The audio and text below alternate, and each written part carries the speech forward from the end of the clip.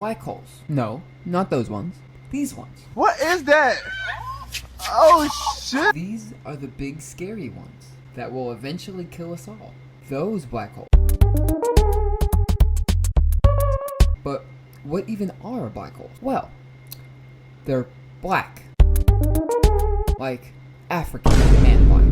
And that's scary enough, right? Call me an Atlanta police officer because I'm sick of seeing all this black. And they steal. They steal like... What did you think I mean? And that's scary too. Nothing is darker than a black hole.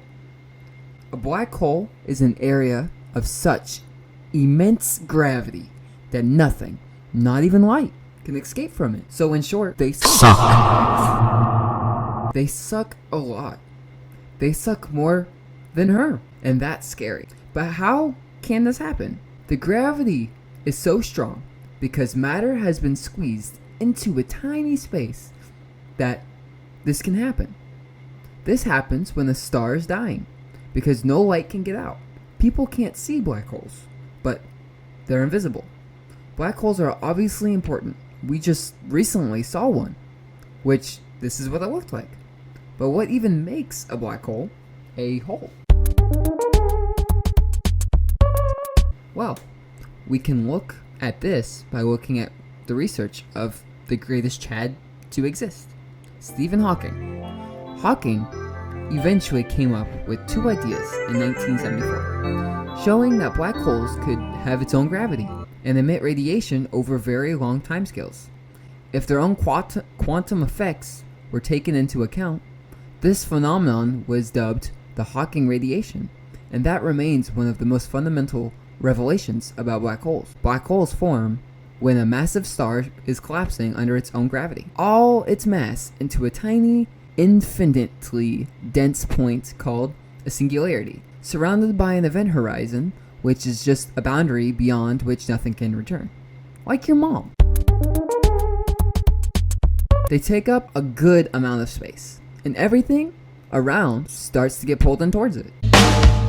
Black hole sun, won't you come? If black holes were to pass close to our solar system, it could potentially disrupt orbits of planets, or even destroy in nearby objects, creating an acceleration disk of gas and matter around it. But if we were to replace the sun with a black hole, nothing honestly would change, other than we would probably freeze to death. This is where we put in Hawking radiation.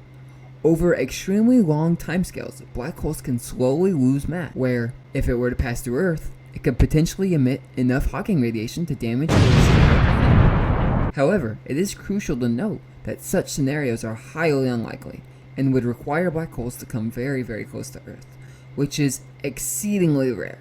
Black holes in distant parts of the universe don't pose a direct threat to humanity yet. So ignore everything you saw in the movies. Interstellar, of course. Sorry to say, it's scientifically inaccurate. What?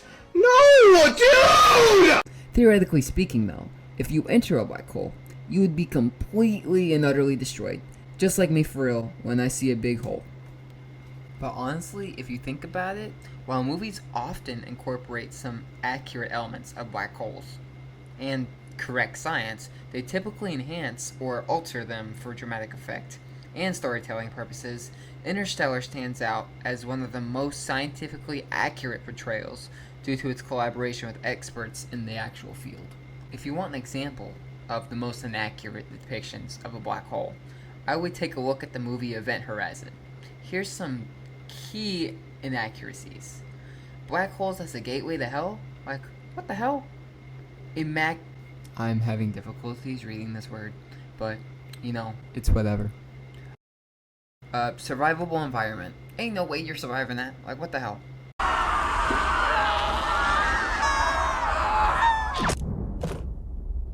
We're leaving. And then, of course, visual effects. Completely inaccurate. Horrible movie. It's just a great example of how black holes are often used more as a plot device and a horror and science fiction and a subject for actual scientific exploration and inaccuracy. You know, it happens. But, you know, like all things, everything has to come to an end. Except for black holes. They just never end. But out of the old mass expansion of the endless universe, there's always something out there. But like always, have a good day. That's it for me.